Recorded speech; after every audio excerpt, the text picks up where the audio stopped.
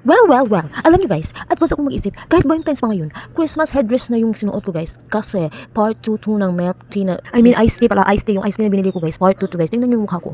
Tingnan niyo yung video, green talaga yung binili ko guys. Dahil yun nga, meron akong Christmas headdress kasi December pa to guys. Alam niyo Valentine's Day ngayon. Akala niyo Valentine's Day ngayon. Yes, Valentine's ngayon pero December pa ang video na yan kasi tingnan niyo, nag-headdress nga ako ng Christmas dahil Valentine's Day ngayon. At syempre, ang ginaw-ginaw ng iniinom ko guys, pero masarap siya dahil yun nga, sobrang sarap nga dahil marami talaga. Oh, saan ka pipili dyan, saan ka bibili? Bilhin mo lahat kung anong gusto mo. Kahit anong gusto mo, nandyan na lahat. Pera na lang ang kulang. Pag may pera ka, pumunta ka dito at ilibre mo ako. Ilibre nyo ako dahil hindi ko kayo atrasan at hindi ako natatakot sa inyo.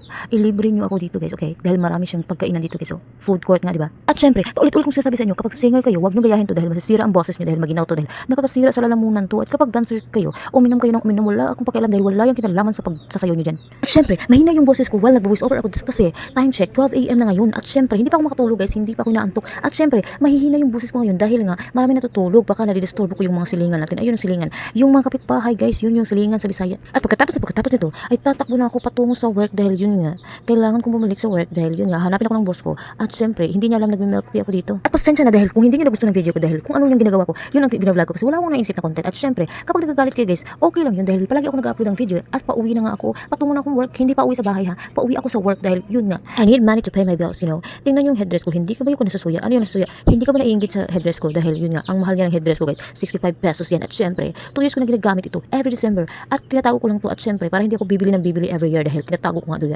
At syempre sa mga oras na to sobrang saya ko na kasi sobrang masarap talaga yung iniinom ko. Tingnan niyo yung mukha ko, parang sobrang saya talaga. At chill lang ako guys kasi malayo pa yung time in ko guys. Yun lang, thank you for watching guys.